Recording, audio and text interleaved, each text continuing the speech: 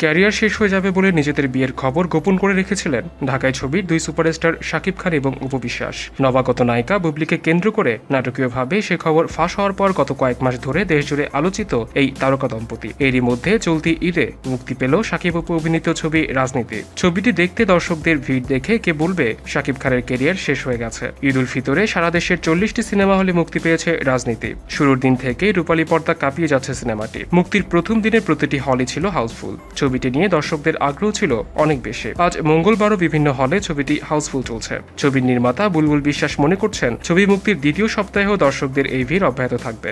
বুলবুল বিশ্বাস আরও বলছেন, দর্শকদের সারিতে বসে মুভিটি দেখে যা বুঝেছে দর্শকদের মাতিয়ে যাচ্ছে রাজনীতি। ছবিটির কাজের সময় শাকিব খান এবং অপু বিশ্বাস সহ সকল অভিনয় শিল্পী নিজেদের সেরা কাজ করেছেন, যে কারণে ছবিটি দর্শকেরা ভালোভাবে গ্রহণ করছে। গল্পের টানগুলো দর্শকদের মুগ্ধ করছে। রাজনীতি ছবিতে শাকিব খান, অপু বিশ্বাস ছাড়াও অভিনয় করেছেন আনিসুর রহমান মিলন, আলিরাজ, পীযূষ বন্দ্যোপাধ্যায়, জয়শ্রী কর জয়া প্রমুখ। এলটিভির সাথে থাকার জন্য সবাইকে ধন্যবাদ। বিনোদন জগতের সর্বশেষ সব খবরের আপডেট পেতে আমাদের সাবস্ক্রাইব করতে ভুলবেন না।